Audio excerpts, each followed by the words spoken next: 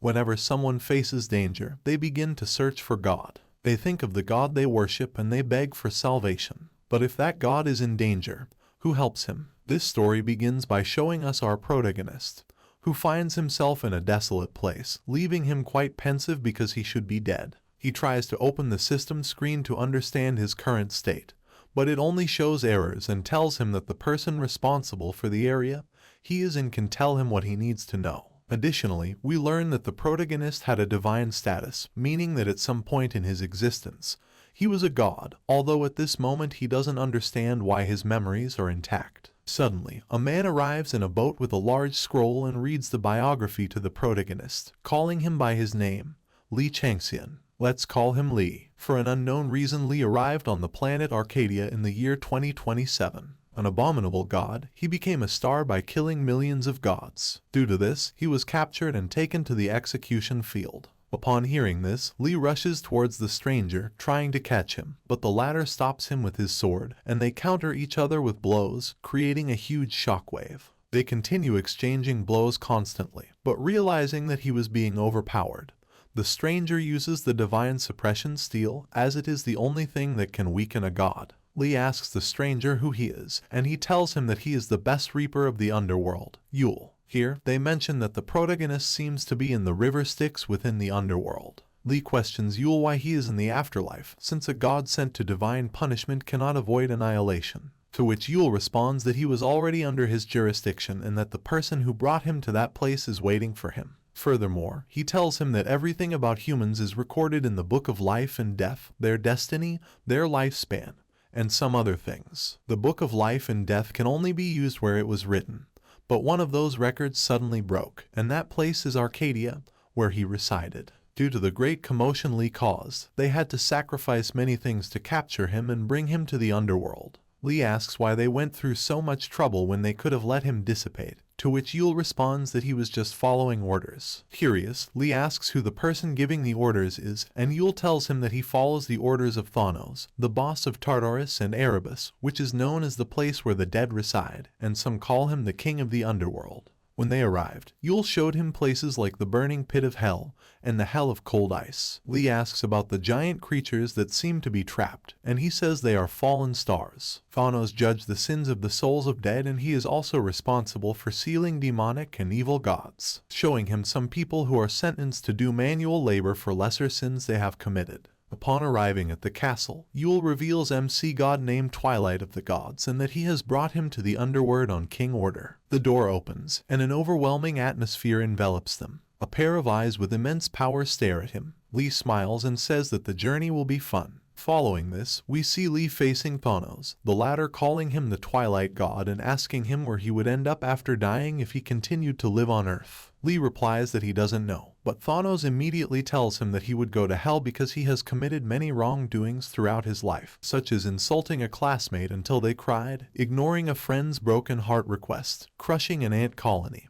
and blaming his dog for things he did. And each of these things has a brutal punishment. Upon hearing this, Lee asks if Thanos is joking, to which Thanos says it's a joke, but in the place they are, things are different. He asks why he saved him, and Thanos says he wants him to do a job for him because some gods have broken their oath and approached humans. That's why he must send him to Earth to seal those gods and protect humans. He asks if he will send him as a reincarnated being, to which Thanos says he will only return him to the place where he's supposed to be. And with a flick of his cloak, he shows him the solar system and the location of Earth, taking him there to visit the place where he will perform his task, and going forward he will have to seal the gods. That is the sentence he will receive. Lee asks the reason why he was given this opportunity, and Thanos says he is most fit to be a hunter, and the intervention of some gods caused a dungeon break that led him to another world. With this in mind, Lee concludes that those gods wanted to take over Earth, and Thanos tells him they are slowly approaching.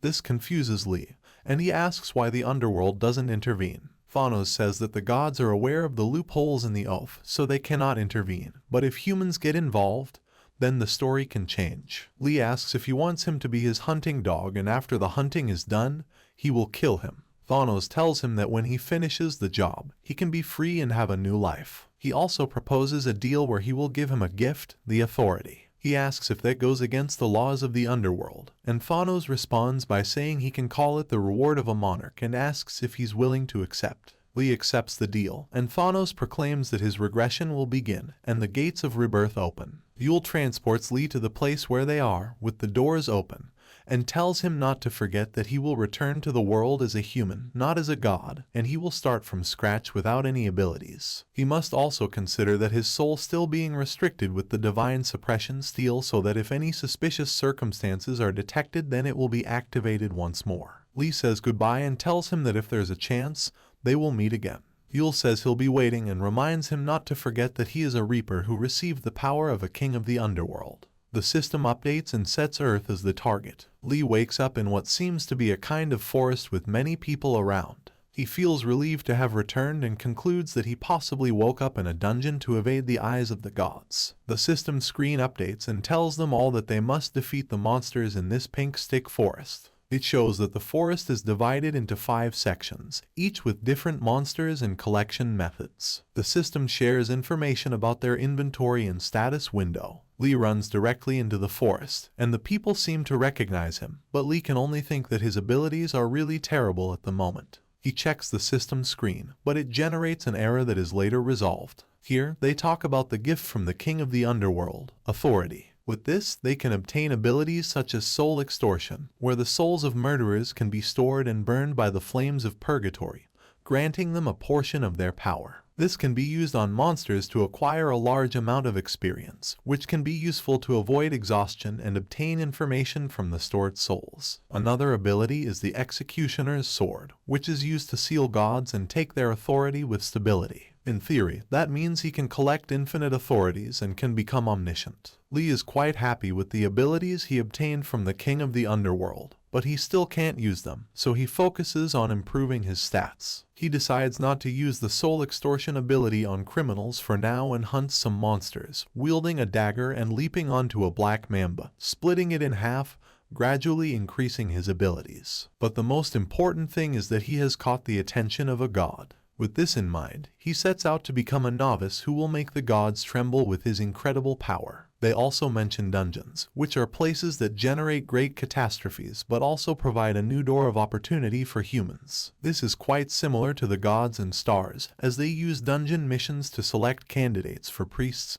or clerics candidates to spread their own gospel and promote their will. Humans need the dungeons for survival and to challenge their own limits. Numerous humans who need the powers of the gods and stars entered the dungeons, but many of them die trying. That's why the gods focus on a very small number who can acquire their blessing or demonstrate incredible talent. Now we see how Lee kills some black mambas, which catches the interest of the goddess of the hunt. The goddess is called Pabilsak and is famous for being the goddess of war who uses all kinds of weapons to enjoy the hunting. But most importantly, her mother is the primordial evil dragon named Tiamat. Lee is excited and thinks to himself that maybe the goddess of the hunt will appreciate his dagger techniques. He ventures into the forest and arrives at a place that seems to be filled with poisonous air. Suddenly, 2 black mambas attack him from behind, but Lee easily destroys them using his dagger skill, gaining experience points and rapidly leveling up. His senses improve with each level, to the point where he becomes the natural enemy of black mambas and earns the title of Black Mamba Hunter. He feels excited by the satisfaction of killing monsters and wielding his dagger, as it's a feeling that can only be experienced on the battlefield.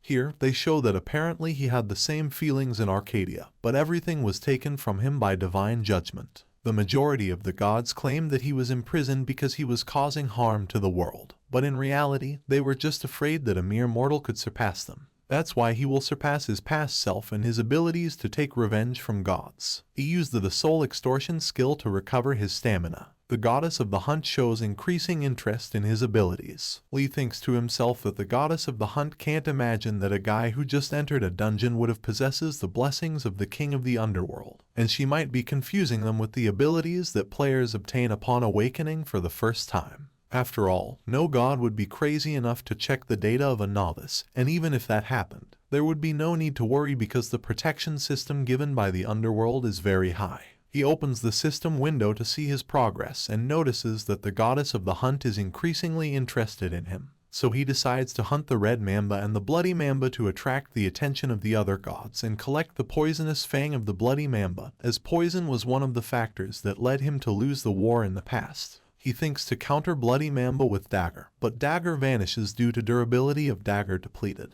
At that moment the goddess of the hunt sends him a weapon and creates a bet. If Lee fails, she will kill him. Lee thinks to himself that the gods only care about their own well-being, and humans are just part of their entertainment. That's why he hates them, but he must fight to gain greater benefits. Lee accepted the bet and asks the goddess of the hunt what he must do. She laughs because Lee is quite brave and creates a quest in another part of the forest. On other side of forest, a hunter named Park, who is a player of the awakened force under the command of the military defense, tries to gather people to keep them safe. Upon seeing this, everyone is happy because there is at least one player among them, but they lament the person who ran away at the beginning, as they may have died. One of the participants in this dungeon, whom we'll call Mars, says that won't happen because the person who ran away possesses immense wealth and is known as the tyrant leader of the Steve gang. This leaves the people a bit surprised because apparently he is a quite famous video game player. But Mars says that Lee has a bad reputation for being handsome and doing a lot of advertisements,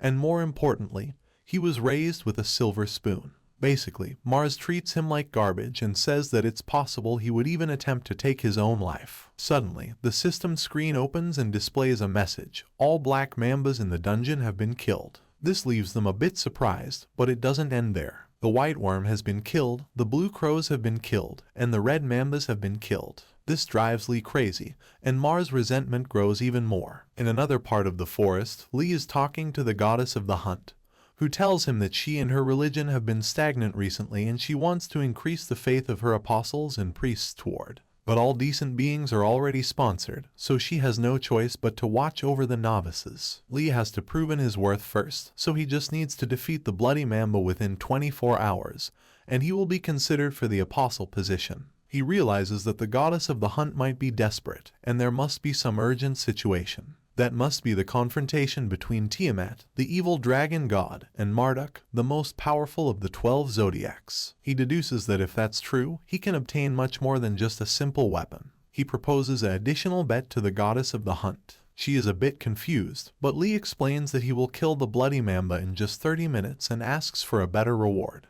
The goddess of the hunt accepts but tells him that if he fails, his death won't be peaceful. Lee accepts and heads to fulfill his mission. A monster appears in front of him, but he slices it one after another. New monsters arrive to challenge him, but Lee easily dispatches them. Some gods have heard rumors of his bet with the goddess of the hunt and observe his performance with enthusiasm, while the goddess of the hunt warns them that she has already chosen him. Lee stalks the bloody mamba, and the system screen notifies him that he has reached level 10 and can now choose his class. Remembering that in the past he was a spear bearer, but this time the best option would be to choose the berserker mode. Berserkers have a high attack, but the only drawback is the loss of sanity, but for him, countering it is not so difficult. He needs to complete the task at all costs, because the bloody mamba is difficult to kill even for level 20 players. He searches through the classes to make his choice, but unfortunately, it's not available nearby and 6 minutes are left to complete the bet. Lee feels disappointed as he started the bet believing he could choose that class, but apparently it's not among the options. So after careful consideration, he chooses the Guardian of the Secret Runes class, although it's a bit bothersome because he has to constantly draw.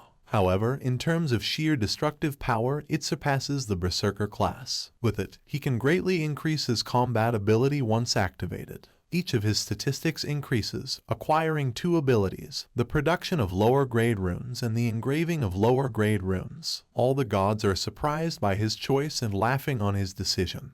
But Lee can only think that he has 4 minutes left until the deal ends, so he must start fighting now, focusing on killing the bloody mamba using his new abilities. He cuts himself and engraves some runes on his sword with his blood. He also comments that he apparently learned this from his grandfather in his past life. Once he finishes the engraving on the sword, we learn that this is the explosion rune, which possesses immense destructive power. This leaves the gods increasingly astonished.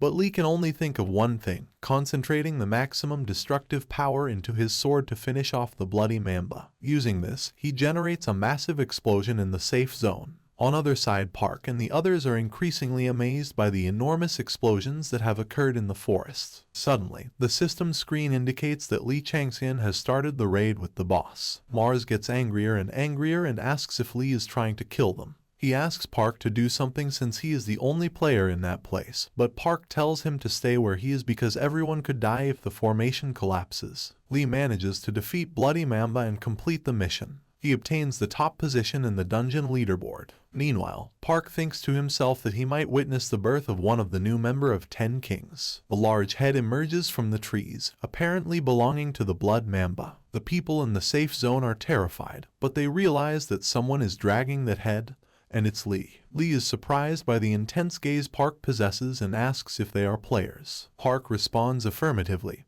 and Lee tells them that he took care of the boss and they should take care of the small ones. Park agrees and thinks to himself that Lee is not asking them to finish off the small monsters, but ordering them to do so. He asks if Lee wants to rest while they do the work. Lee says goodbye because apparently everyone is uncomfortable with him, so he goes to find a place to rest. The people talk a little about what happened, and we see Mars becoming increasingly jealous. Lee arrives at a secluded place in the forest where he uses the runes to create a kind of barrier, which increases his affinity with the runes, obtaining a new ability, the creation of low-grade runes. After this, Lee prepares to review his rewards, and among them, he can choose an ability, an effect, an item, or achievement points. After careful consideration, Lee chooses the achievement points and, upon receiving some gifts, he obtains a total of 15,000 points. Lee says that in the human world and in the realm of the gods, the rich are the ones who rule, so he must prepare for when the shop opens later. He comes to the conclusion that the fight with the Bloody Mamba was a total success, as his stats increased significantly,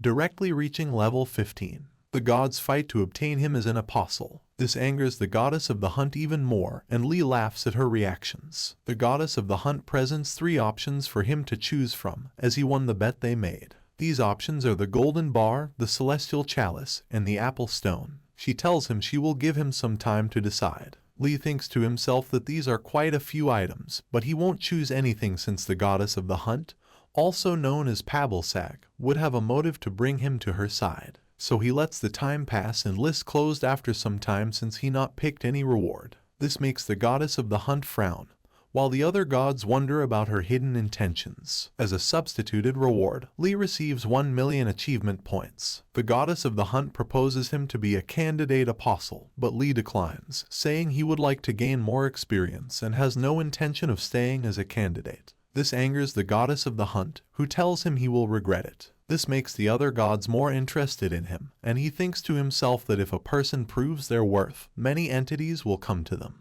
Everything is going according to his plan, and he proceeds to the second phase, obtaining all the items from the Bloody Mamba. This makes the gods more curious about what will happen in the safe zone, and they to connect dungeon channel one after another. On the other hand, Mars talks to another player and asks if he thinks he could be the same as Lee. The player tells him he's crazy, but Mars reproaches him, saying that if an alcoholic like Lee can do it, why couldn't he? Meanwhile, in the midst of these jealousies, suddenly, a being resembling a rabbit descends from the sky, introducing himself as Harold, the administrator of the Korean channel. The players are surprised and wonder why an administrator appeared. Harold apologizes for interrupting their rest and explains that he appeared there because something happened that requires everyone's understanding.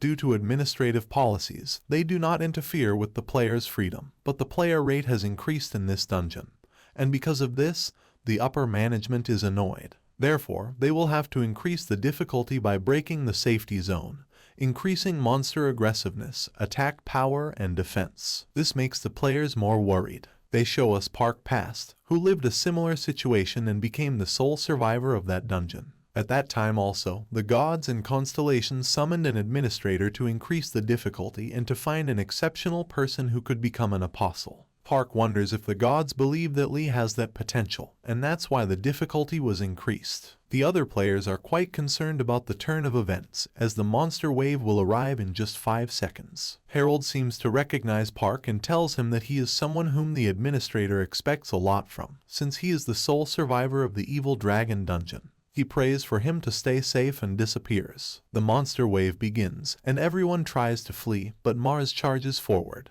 Using the blessing of the divine being, Owl that pierces through the twilight and manages to fight against the monsters. In another part of the forest, Lee is delighted to obtain the bloody Mamba's fang, as it will give him immunity to poison. He realizes that the second round has started, and the difficulty has been increased, attributing this to winning the bet with the goddess of the hunt. But this works in his favor as the gods pay more attention to him. Lee encounters a fire lizard, which puts him in a good mood since it is necessary to obtain immunity to poison in the second stage. Lee attacks the lizard and tries to avoid its fire breath at all costs, attacking it from different angles until he defeats it. He obtains the fire crystal and immediately swallows it, acquiring a low-grade fire resistance ability. After this, Lee speeds up to find more fire lizards to fulfill the second condition for poison immunity. They introduce the 12 zodiac signs and the most powerful enemy that Lee faced, called Antares, the Scorpio of the 12 zodiacs. Antares possesses a unique ability called poison immunity, which grants him resistance to all poisons and allows him to use them as blood poisons, making him very powerful. Although Lee had the power to confront him, he lost a significant part of his divine status due to Antares' poison, known as G's curse,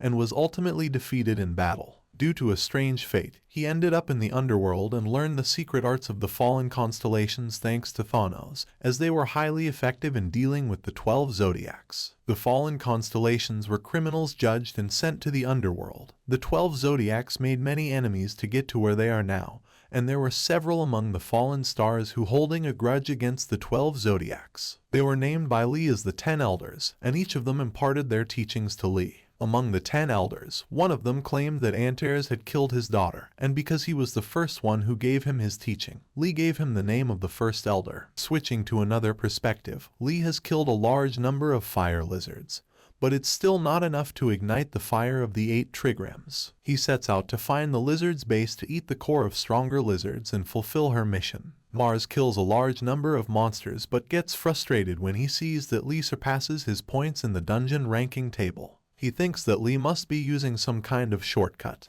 The Twilight God proposes that he do the same, and Mars immediately accepts, as it will allow him to level up faster. The other players get frustrated seeing people like Lee and Mars becoming stronger and stronger, while Park thinks that the jealousy of others is increasing.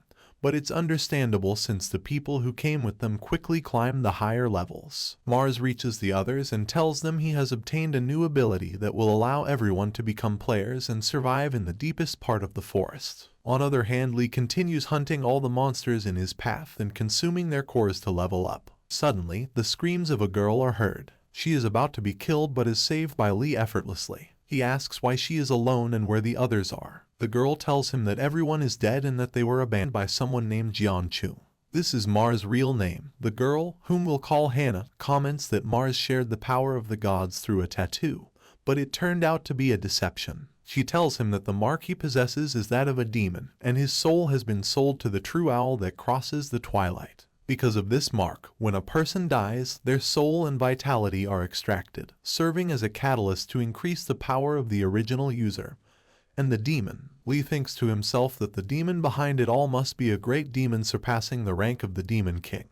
But apparently, he doesn't care much and is about to leave. At that moment, Hannah asks for his help, but Lee refuses, saying that he has already done enough. Hannah insists and tells him that she wants to become stronger and is willing to do anything, whether it's washing, ironing, or whatever it takes. Seeing her determination, Lee tells her that if she's willing to do anything, he will reconfigure the mark so that she can be more comfortable in another part of the forest. Meanwhile, Mars constantly absorbs the souls and vitality of his fellow players, becoming stronger and turning them into his obedient dogs, proclaiming that he will eventually come for Lee. Then we see Hannah running among what appear to be whirlpools, trying to attract monsters. This is because Lee used the rune of captivation on her to gather zombies and kill them instantly. After finishing the job, Hannah arrives where Lee is and he asks if the preparations are ready. She tells him that everything is functioning correctly and if he needs anything else. Lee tells her to stay away as far as possible since she won't be able to do anything against the ones who will be showing up next.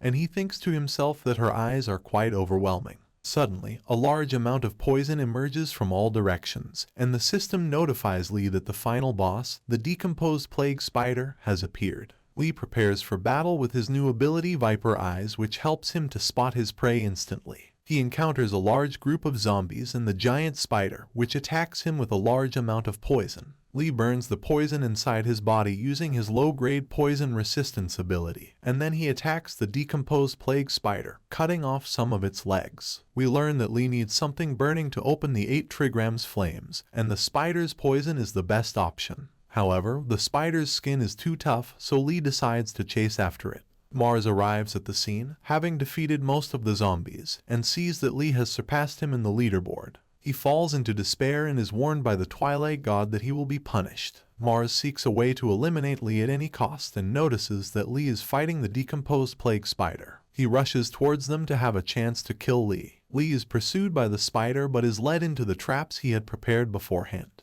The explosion and penetration runes are activated, draining a significant portion of the spider's vitality. Lee gains a low-grade ability and continues to hunt the spider. He suspends himself on a rope, activates a trap, and attacks the spider with sharp rocks. The spider tries to flee, but Lee intercepts it and inflicts a significant amount of damage with his dagger. The other players arrive at the battle and are amazed by its magnitude. That's it for this part. Please subscribe this channel if you want to watch fight between Owl God and Lee.